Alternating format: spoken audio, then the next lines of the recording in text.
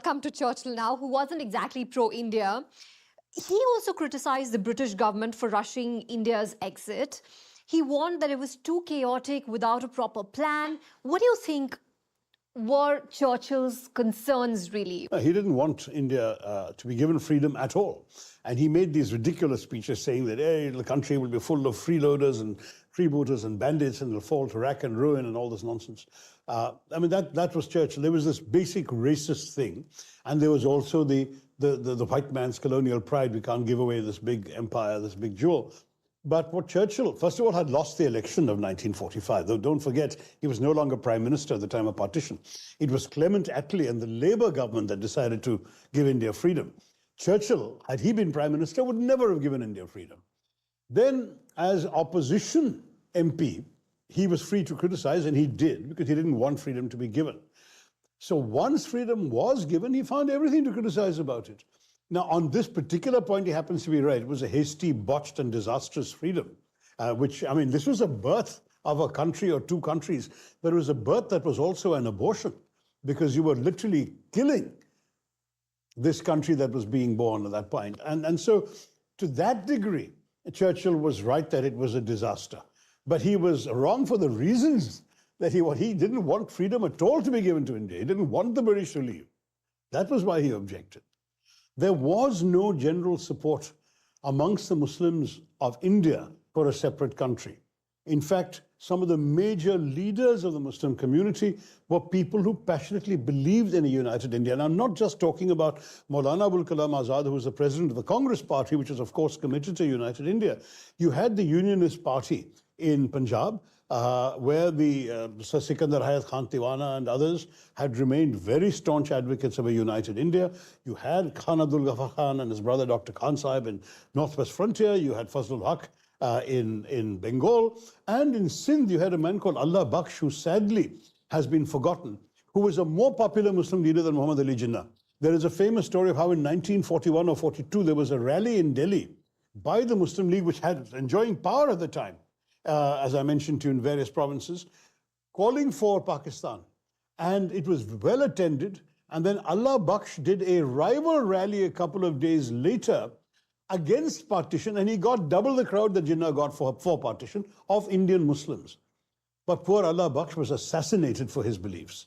And because he was assassinated, Sindh, for the first time, turned towards the Muslim League. So you're looking at a situation where the Muslims of India were diverted over a very short span of time from people who were very much integrated into Indian life and society into separatists. And it would not have happened. It was not inevitable. And I think anybody who argues that it was inevitable before this period, these 10 years of the war, not even 10 years, 8 years, from 1939, the resignation of the Congress governments, 42, the Quit India movement and the jailing of the Congress leaders, the ascent of the Muslim League to power in the various provinces vacated by the Congress, the growth of the Muslim League because of the opportunities of patronage and pelf, the overt support of the British rulers and government for the Muslim League, and then the elections of 46. Until all of these things could have fallen into place, there could not and would not have been partition. It never was that popular a demand. And so what is shocking is that a few years, at the end of a 200-year rule, a few years were enough to completely tarnish the legacy of the British. Anything they wanted to talk about, I mean, they like to claim credit for uniting India, which, as I said, others would have done if it were not for them. But even that, they ended up tarnishing it by actually dividing India when they left. It was a shameful, shameful Brexit. Shashi, there's another argument, another theory that is being discussed on the internet, that Pakistan was created as a buffer state to counter India's growing ties with Soviet Union and its strategic access in the Indian Ocean, with lots of Western backing. Is there any merit in that?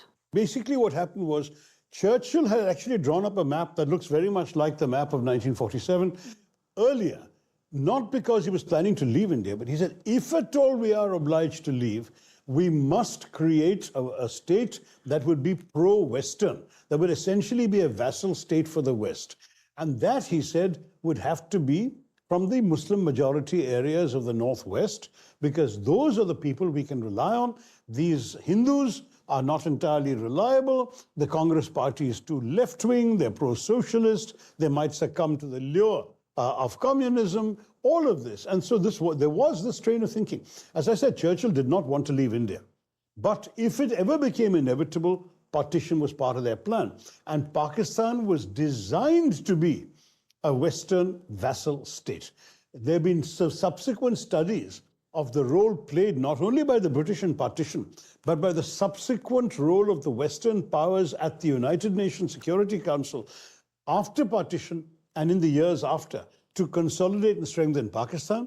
Then when the Cold War began, Pakistan became a member of the two Asian counterparts of NATO, that is CENTO and CETO. CENTO because of West Pakistan, CETO because of East Pakistan. All this was created very much because they wanted Pakistan to be an ally in the Cold War. And Pakistan benefited. They were given lots and lots of money, lots of weapons, lots of help, which in turn was used against India. And that's what forced India to look for assistance on the other side of the divide and to go, for example, for many more Soviet arms and so on. Now,